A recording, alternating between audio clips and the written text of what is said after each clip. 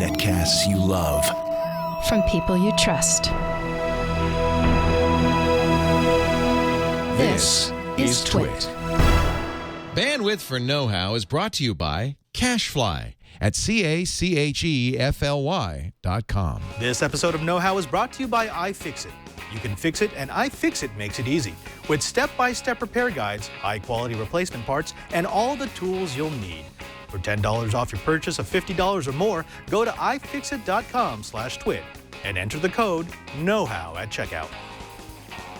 On this episode of Know-How, you want to build something for your Valentines? Well, we're going to show you how. But before that, folks, I know that the show's been a little different with just one host. It just doesn't work that way. It's supposed to be a little bit of a give and take. So we have been searching for the right co-host, far and wide, everywhere, looking at geeks, tens, hundreds, thousands of possible co-hosts until we found the one, the man who makes sense. And guess what, ladies and gentlemen? He was here all the time. I introduce to you the new co-host for Know-How, Cranky Hippo, Mr. Brian Burnett.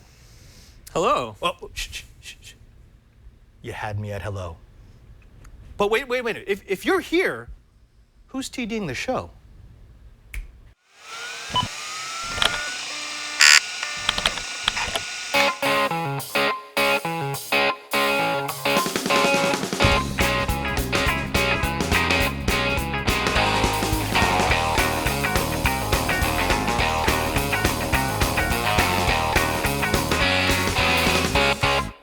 Welcome to Know-How. It's the Twitch show where we build, bend, break, and upgrade. I'm Father Robert Balliser. And I'm Brian Burnett. And for the next 30 minutes or so, we're going to show you a couple of interesting projects that you can build for your Valentines. That's right, it's a Geek Valentine episode of Know-How. Now, Brian, this is your first episode. Welcome to the show. Cool, thanks. I know it's a little strange being on this side of the camera. Yeah, although I have to say, you've actually been on Know-How longer than I have, right? Because you were here from the beginning. Yeah, I think from the people who started doing Know-How, I'm the last person. And I wasn't even on from the very beginning. Yeah, so. Go figure. Yeah. Well, so see, folks, we try to give you the people that you know, and you definitely know Cranky Hippo. We're just going to rotate through.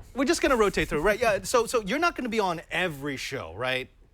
We'll see how it goes. Maybe, yeah. because I'd really like you to be, but you keep telling me, well, it's hard to build projects, Padre. Yeah, well, not everyone can make it look as easy as you do. So. Well, flattery will get you absolutely nowhere. But you know what will?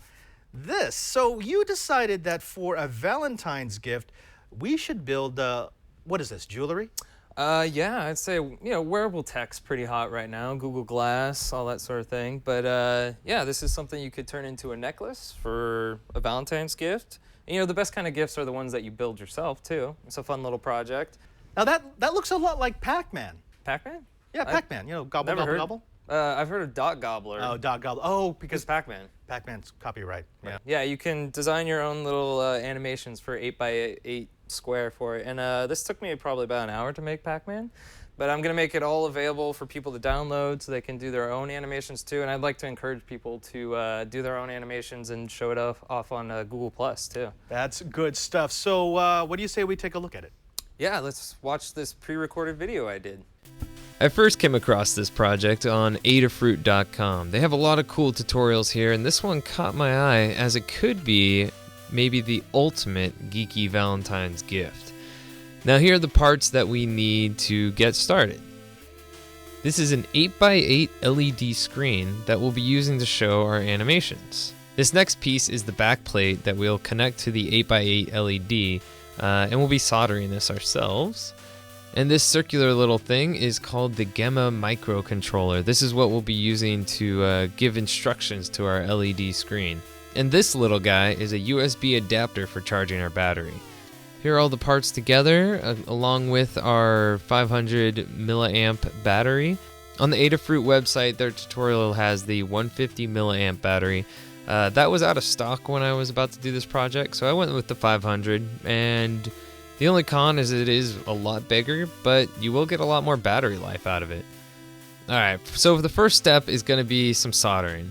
What we have here is the 8x8 LED screen, and we're going to need to attach it to this back plate.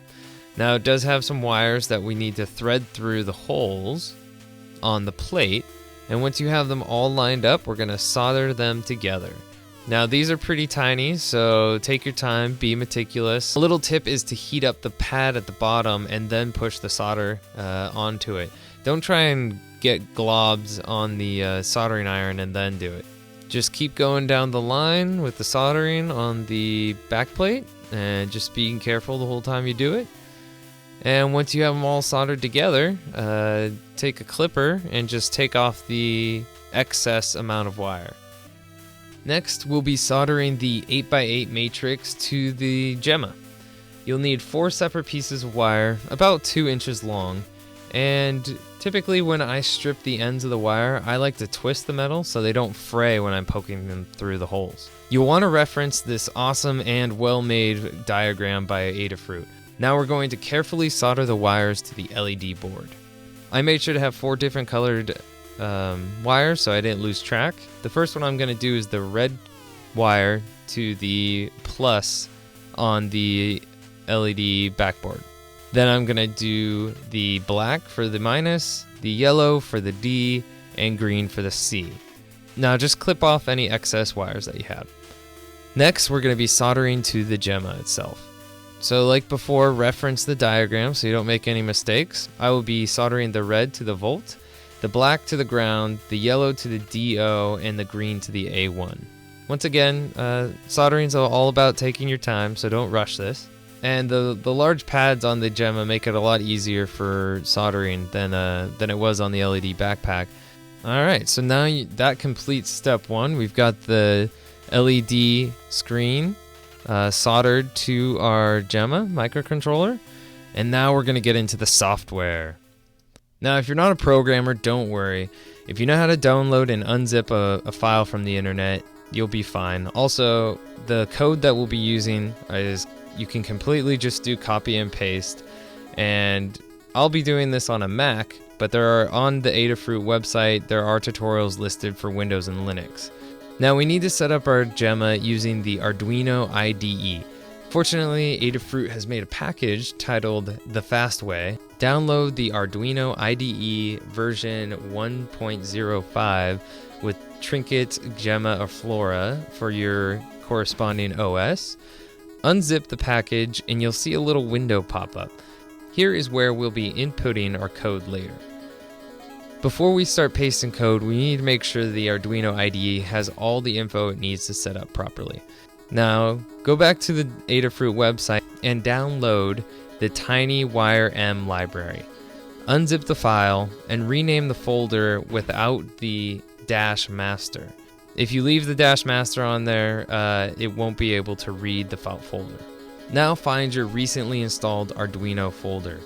On the Mac, the default setting is in Documents/Arduino, and drag the TinyWireM folder into the Libraries folder. Restart Arduino IDE, and you should, under the File, Sketchbook, or Examples, be able to see TinyWireM library. Now there's only 2 more things to do before we upload our code. Under Tools, Board, make sure to select Adafruit Gemma 8 MHz, and under Tools Programmer, select USB Tiny ISP. Alright, now it's time to copy and paste some code. I have the source code available on the GitHub with the rest of my code, but you can also find it on the Adafruit website, and paste that into this window. For the extent of this tutorial, you won't need to edit any of the code in this. All of this is just instructions for the LED and the Gemma to talk to each other. Next, going back to the Arduino IDE, you're going to want to select the down arrow on the far right of the window and make a new tab. Now you're going to want to name this new tab anim.h. This is the file name and it's for our animation. This is what the source code is going to be looking for to tell the screen to display. Now it's time to copy over the animation code. I've made a Valentines specific code myself that's available on GitHub, and there's also a .gobbler/Pacman code that I did myself available for download on GitHub. So pick whichever code you want or make your own, and paste it into our anim.h file. Now, before we upload the code to our Gemma, we'll make sure that it works by checking the box in the left-hand corner, and you shouldn't get any errors if you're just copying directly from what I've shown you. Now, with your Gemma plugged in via USB to your computer, press the small button on the back. This is what initiates the bootloader. You'll be able to tell because the light on the Gemma will, instead of flash, it'll oscillate. Now, on the Arduino IDE, press the upload button, and in just a moment, you should see your animation loaded up on the LED. As far as the animations go, feel free to make adjustments or add any code to the existing stuff that I have. And if you want to show it off, you're more than welcome to post on our know-how community on G+. So a website I found that makes the animation making a lot easier is Powell's blog. We'll have a link to that in the show notes. But what this allows you to do is kind of visualize what your animation is going to look like. For every 0 is an empty spot on the LED, and for every 1 is a lit up LED. The format you need to follow is a B at the beginning, followed by 8 1s or 0s, and then 9 lines down, the 9th line being the amount of time that the animation is displayed. So for most of my animations, I stuck with 25, which equals to 0.25 of a second. At the top of the animation code, you can set how many times the animation loops. For my animation, I want it to stay on for a long time, so I have mine set to 255, and that equals about 20 minutes of animation time. Now for our final step, we'll be making this into a necklace. I chose to make a necklace for Valentine's Day, but if you're feeling creative, there's no reason you couldn't make this into a wristband or maybe a pin on your shirt. Now this last step is more arts and craftsy. You're going to want to use a hot glue gun for some of it. Once your hot glue gun is warmed up, we're going to need to affix the Gemma to the 8x8 LED board. Now, I looped the excess wire I had, but if you have more forethought than I did, you might be able to make your wires shorter and make it a little bit cleaner or hide them better. Carefully glue the back of the LED board to the Gemma. I filled in the edge gaps with hot glue also, and this will protect the wires from getting pulled on. Make sure all your wires are connected correctly by plugging in your Gemma and making sure the screen still turns on. I also used some small zip ties to keep my wires in some order. Next, because the battery I chose was a little bit larger than the project they have on Adafruit, I decided to have it on the back. If you did choose to go with the 150 milliamp battery that they suggest on Adafruit, you probably could just have all 3 of these pieces together and be small enough. But with the 500 milliamp, I wanted it to be a little smaller where the LED screen was. I had to cut the 2-pin JST-PH connector on the end of the battery so that I could extend the length of the wire. Carefully measure out your wire because at this part you'll be wanting to give enough room for yourself to put it over your head. Make sure to put the shrink wrap tubing over the wire before you start soldering. Otherwise, you might have to cut the wires to put the shrink wrap on afterwards. I also threaded a third blue wire to connect to the mounting holes on the LED board. I wanted to make sure not to put any excess stress on the power cable when the necklace was hanging. I put the heat shrink tubing all along the length of the wires. And then down towards the Gemma, I pulled it back, and there I was able to solder the wire to the 2-pin connector, and this is what we'll use to plug into the Gemma. Now it's time to play with some fire. Carefully heat the tubing so that it will hold tight to the wires. You don't want to heat it too much or you'll melt it, but just enough heat for it to shrink around the wires and give a good seal around the solder points, and it'll hold the wires in place. Finally, plug in the battery and you've got yourself some wearable tech. A couple of notes are this battery will not charge through the Gemma. You have to have the power cable unattached and use the USB adapter to charge it separately. Also, do not get it wet and do not feed it after midnight. If this is intended as the ultimate geeky Valentine's gift, make sure to upload the heart animation that I custom did or make one yourself. Wow. Okay, so how much time did that actually take to build, to program, to create? You know, I'd say it'd take you an afternoon to do. It's got a little bit of everything. It's got soldering involved, it's got programming involved, but it's not overwhelming. It's all relatively simple. If you know the basics of soldering, the basics of like a little bit of programming, most of it is just going to be copy paste stuff and download a program. So not too difficult, probably 6 hours or something like that. 6 hours, and it can take longer if you want to increase the scope of the project. That's what I like about this. I know you showed me the compiler screen, and it's interesting because if you've been watching our other show, Coding 101, you'll know what those functions do, and you can start messing with them. I know one of the things that you wanted to do was you wanted to make it loop eternally instead of 255 times. Right, that's one of the limitations, but 255 times, depending on how long your animations are, lasts about 30 minutes before you have to reset it and hit the button. But that's not bad. Yeah, and I think that's really just a memory thing with these small, devices. They're not general purpose computers. They don't have gigabytes of memory, so it's designed to do one thing and do it well for a short time. And I'd say for any of our viewers watching, if you haven't watched Coding on 101, if you do watch those episodes, it helps out if you want to do a little bit of your own animations and stuff like that. So check it out. Brian, great first project. Thanks. It really shows the spirit of the know-it-all. But you know what else does? Tools, right? Yeah, tools. iFixit. Now, we here on Know How are all about tools. Pretty much every project that we ever do requires some sort of specialized tools. You need drivers that can open up the cases that have specialty screws. You need spudgers so that you could spread cases from Apple devices. And you need all these things in one kit so that you know that that's your go-to tool bag whenever you're going to be doing some know-how wisdom. That's why I'm happy to welcome iFixit to the Know-It-All crew. Now, iFixit is the free online repair manual for everything. Their free step-by-step repair guides are foolproof instructions to fix all of your stuff. If you've shattered your iPhone screen, if you need to repair your game console, or swap the battery on your Galaxy S3, iFixit has you covered. They have 1,000 repair guides for everything from electronics like your smartphone, tablet, and game console to your home appliance, clothing, and even your bike. They can even hook you up with the parts that you'll need to fix it, and everything they sell is tested and guaranteed. iFixit also makes the most trusted repair tools for consumer electronics, including the Pro Tech Toolkit, which Brian is playing with right now. This toolkit has 70 tools to assist you with any mod, malfunction, or misfortune that may come your way.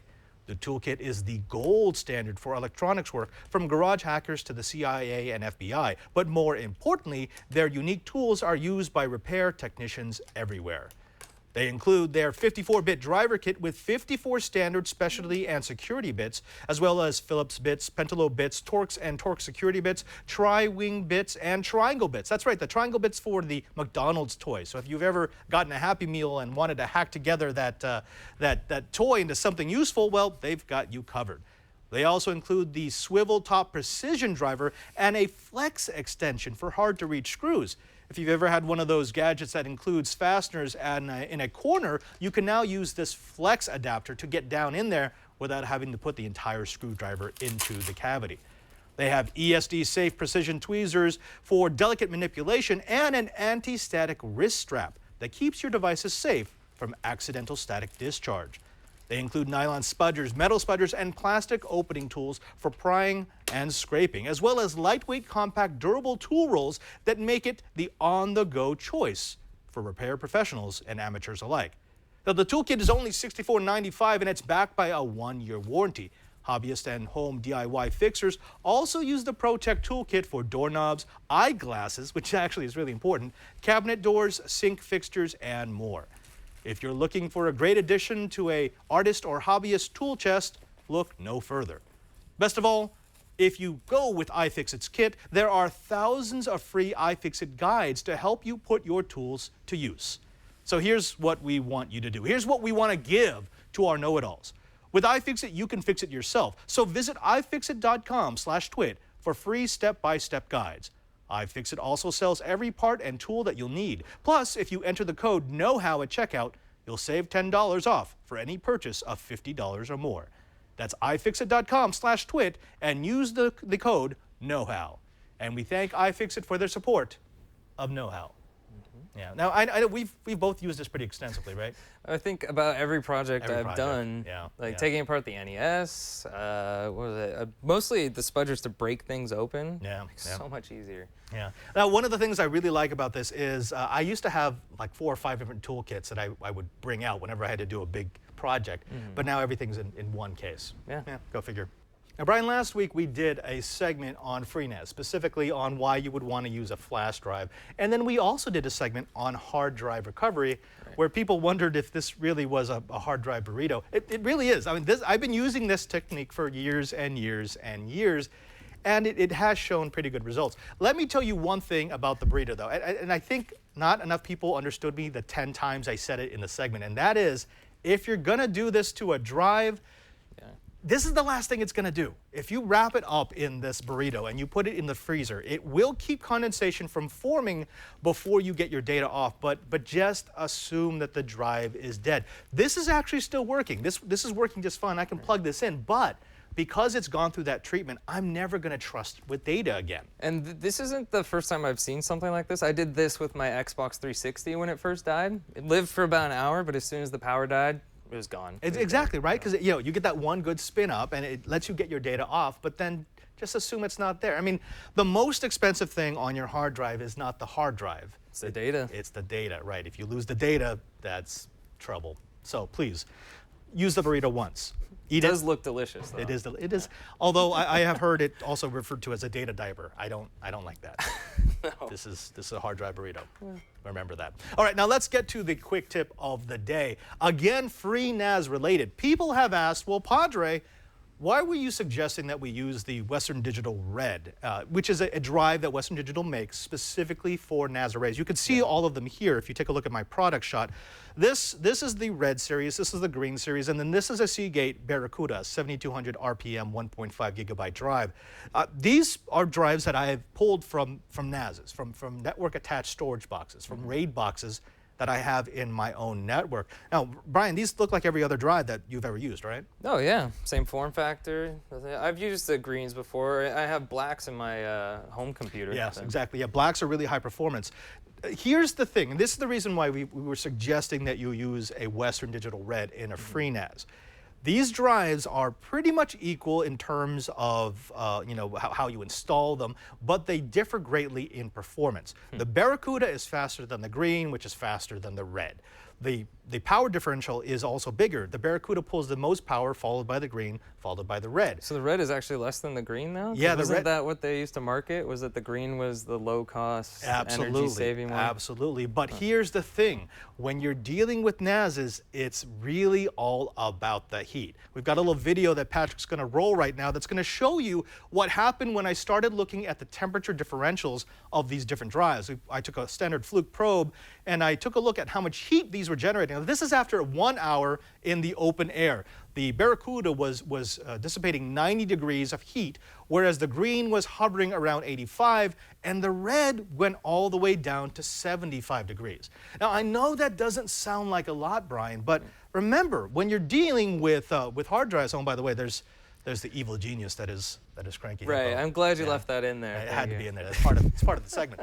But when we're dealing with these drives, the problem is NASs are stacked up like this. Right, so there's not a lot of airflow going through there. Exactly. I mean, look at this. If you look at the product shot, this is not a NAS box, but this is how you can expect your NAS drives to be stacked up. So if I'm using these Barracuda drives, if I'm using these Seagates, I'm not running at 90 degrees. I'm running it at like 150 degrees, especially if there's no airflow. And over time, I imagine that's going to wear on the hard drive. Exactly. Yeah. And that's why we recommend the Reds, because running at a lower temperature, drawing less power means that they're going to generate less of that heat bubble. Right. Less of a heat bubble means longer longevity. Cool. And that's what you want from your drives. That's what you want for your drives. And now the other thing that people said was, well, Padre, the performance on a Western Digital Red is not nearly as good as, say, on a Western Digital Black. I mean, you've got a black, right? Right. But I use that for my home desktop. That's what I run games off of, my Windows 7 OS and everything like that. Exactly. And in that instance, you do want the best performance possible.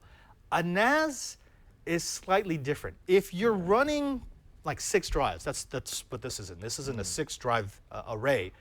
the aggregate speed will actually max out the connection, the Ethernet connection.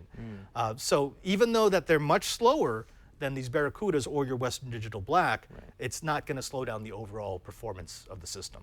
Nice. And I imagine it's not something that you would be accessing all the time, streaming data back and forth, or would you be doing video on them and stuff?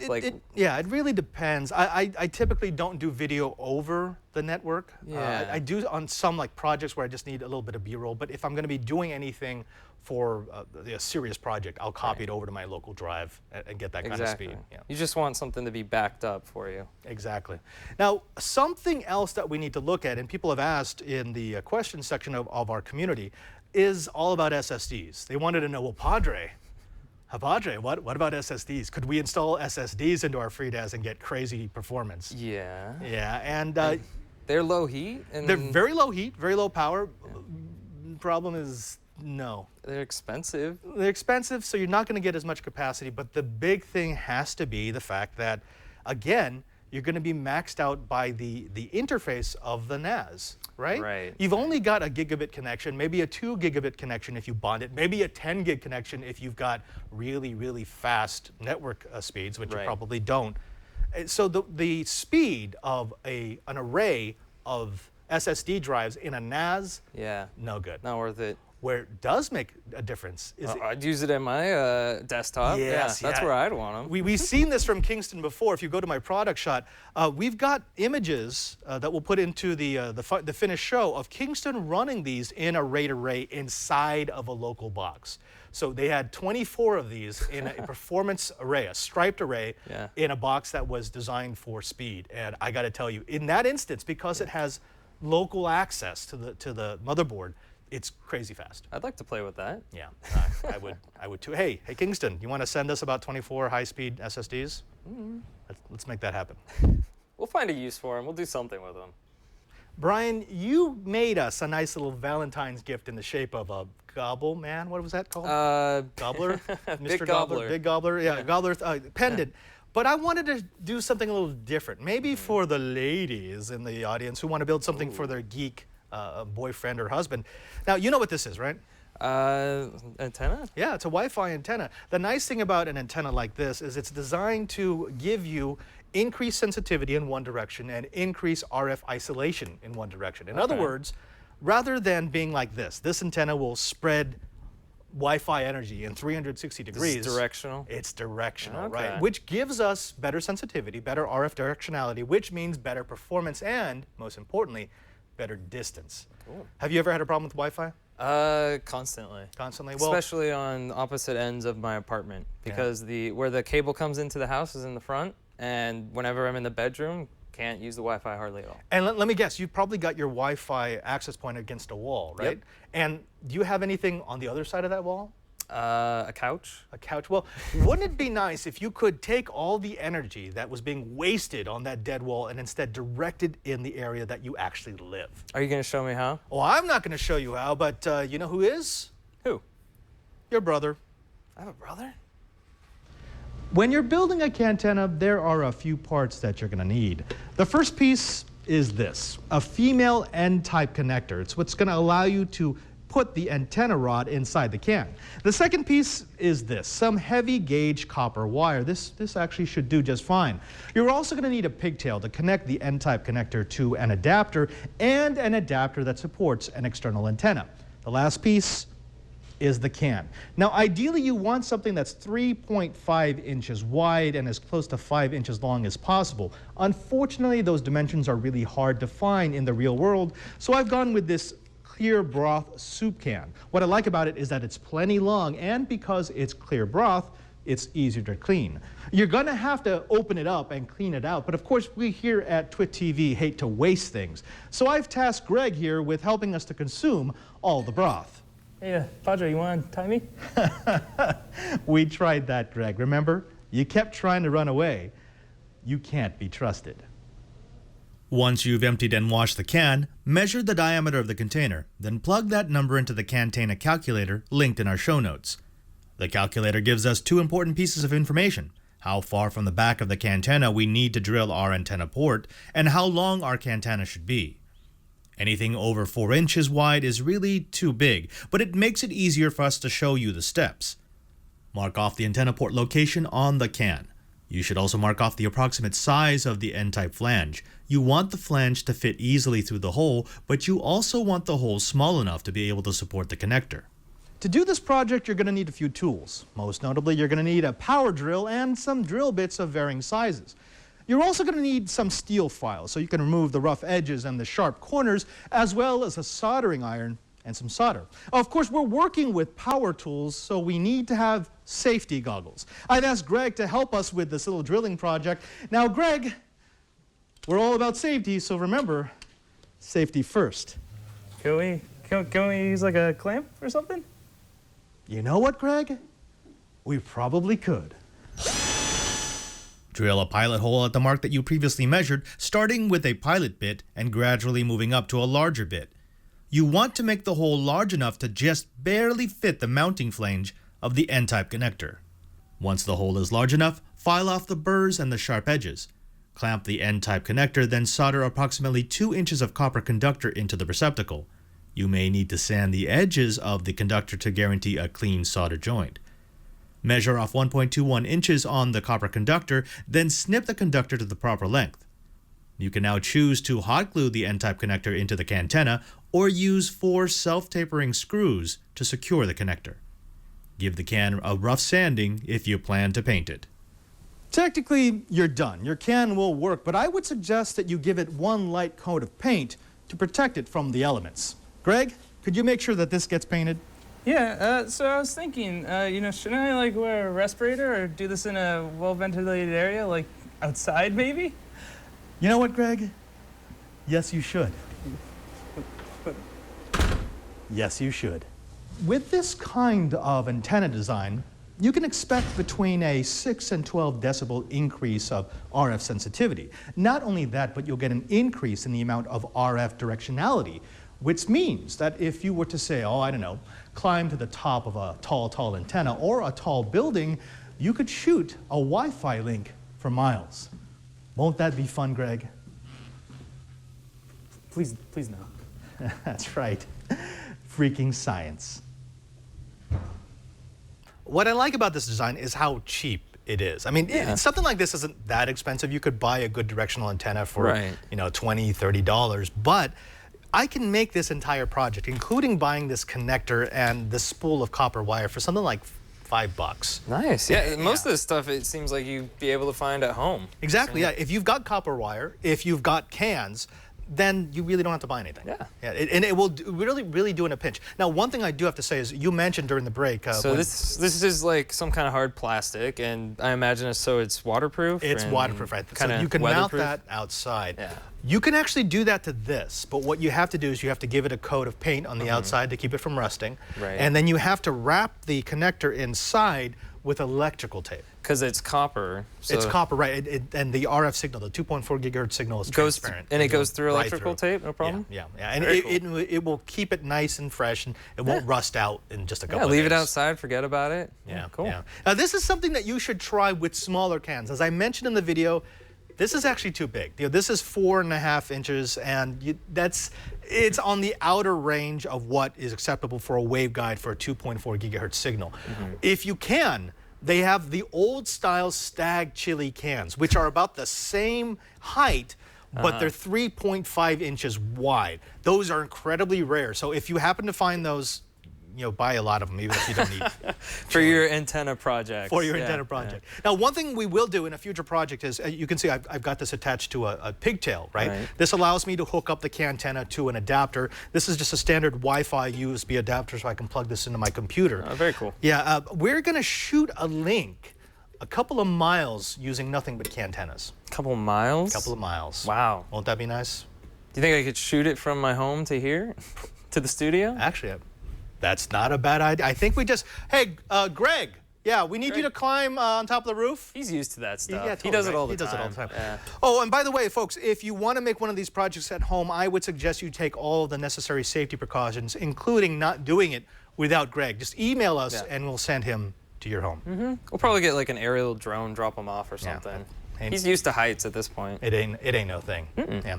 So, folks, what I'd like now is to say thank you very much to Brian Burnett for stepping in as co-host. I know this is kind of daunting. How do you feel? I had fun. Yeah, and I learned a lot too. Usually when I'm pushing the buttons on the camera, I just kind of tone you out. Don't really listen that well. So. Well, because normally when you're on the TriCaster, it takes a lot of time to get it done right. Right. Yeah. Patrick. No, I have to give Patrick a hand. It's not easy doing that. It's not easy to jump in, yeah. He's doing a good job. But I think that concludes our Valentine lesson for the know-it-alls. You know, if you want to find out anything about the projects that we've done, if you want to find the steps for your Adafruit necklace, want to find the steps for my Cantenna, just go ahead and jump over to our show notes page. Where's that, Greg?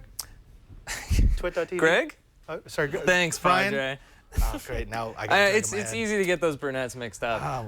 But you can find show notes at twit.tv/KH. And you do great show notes. I'm going to try and keep up the good work by, I don't know, giving the folks some details. I'll toot our own horn. I said the best show notes in the DIY industry. We really give you the step-by-step. If you want to know how to do this project, just follow those steps. Right. You'll be able to make your own Cantenna. And even if our show notes aren't that great, we have an awesome G+ community. Yeah, that's right. Everyone out there who's involved in that, props to you, because most of the time when I go through there and someone has a question, somebody already jumps in and answers it for me. Exactly. So that's what's nice about that community. It's so active. You know, it's not just us in there answering questions. Some cool ideas too. We get the other know-it-alls into it to answer your own questions. And it's a nice community. Almost 6,000 people. Go ahead and check it out.